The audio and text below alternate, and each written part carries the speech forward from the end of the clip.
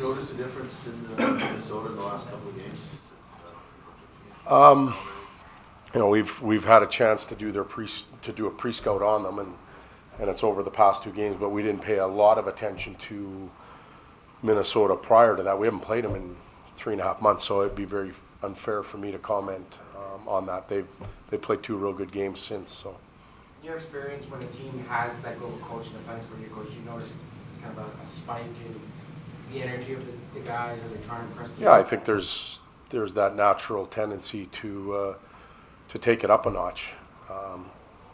It's probably a time frame where if anybody was in the back of their mind blaming a coach or a coaching staff, that excuse is gone now. So sometimes panic sets in, and it's player responsibility then, and I better get going. Now I don't know, don't take my my comments and apply them to Minnesota or anything like that. I don't know what's going on with their team, and frankly I got enough work here, so it's hard to answer questions like that. Speaking of which, Zach Cassian, how's he feeling?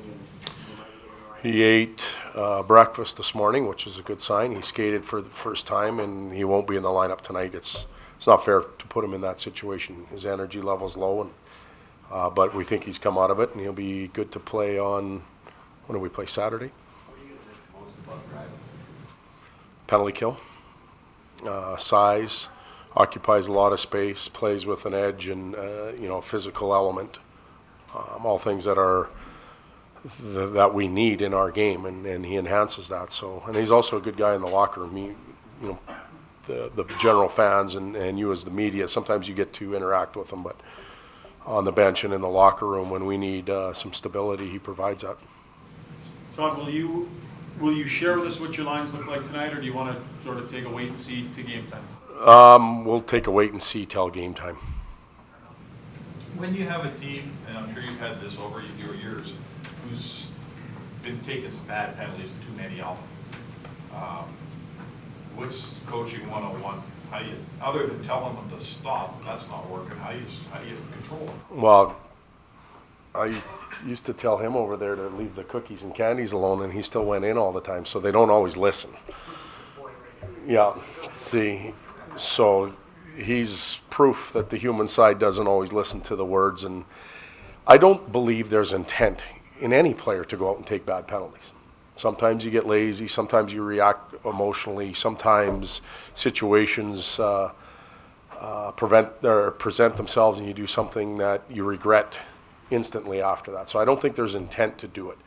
I think the individuals that are doing it have to look at why they're being caused. Are they skating? Are they checking with their legs versus reaching? What else can a coach do? A coach can take ice time away. We've crossed that bridge already. And it's not just one individual, it's others. So the message has been sent in that regards as well. But if the players want to have success together, they have to solve that problem together as well. And we'll try and guide them. But overall, it's 23 players is taking a little more responsibility. It seems like, and it's happened a few times this year, where you might be, frustrated for whatever reason, excuse me, with a player, and whether you take ice time or whatever, but you seem to circle back, and Pouliot was on the ice at the end of that game the other night. Like, you feel like it's important to send a message and give opportunity. Yeah, we're a team. We're a family, and we get disciplined at home, and we react to it, and we have our penance, and we get back in. And you have to give players an opportunity to respond to to when you hold them accountable. You have to give them a chance to come out of it again. And I think we're obviously talking about Benoit Pouliot and his penalties the other day. He'll get another opportunity. We talked about that as early as tonight, and I expect him to be better. More importantly, he expects him to be better himself. Self-evaluation is powerful, and when I talked to him, he knew that he was in the wrong, and he'll be better tonight for it. What do you want to see from Glendening? Pardon me? What do you want to see from Glendening? I probably answer this question the same all the time. A good, solid night. He's a puck mover to move the puck. He's got the ability to run the power play. If he gets that opportunity. He's been in and out of the lineup, and great opportunity in front of him.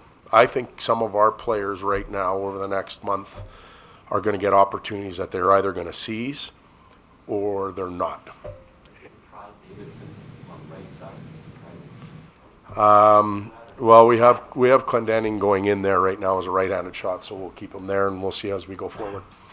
How do you expect Neil Yakupov to bounce back from the other night?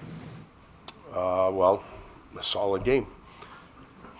You know, like Yak's an interesting character because he's a great human being.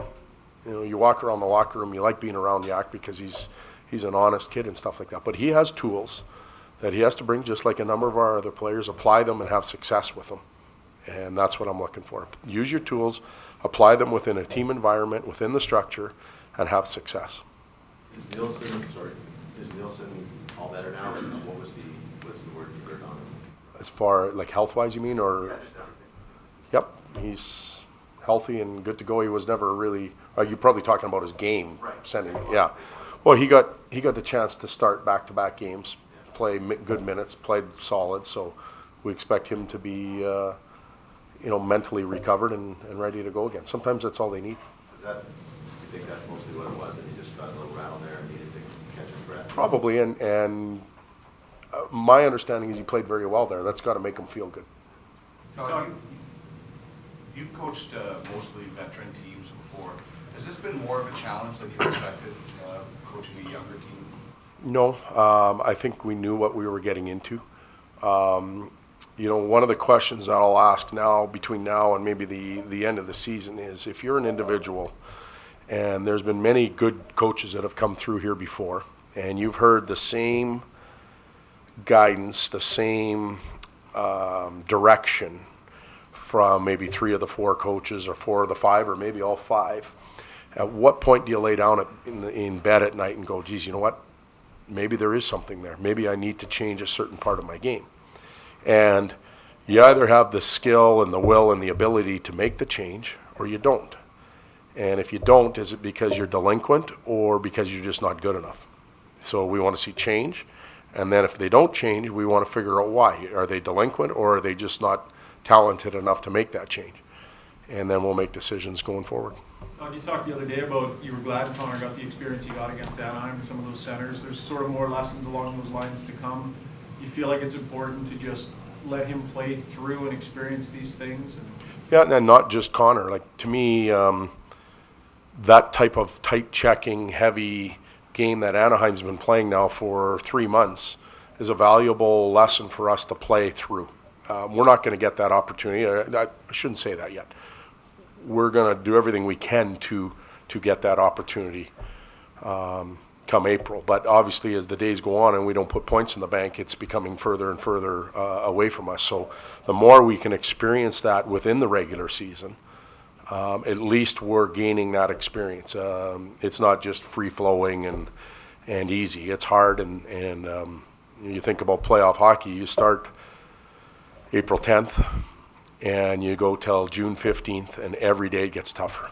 It gets harder and harder and harder, and you play 7 games, and you have 3 days to heal up, and the next team you play is even better than the one you left.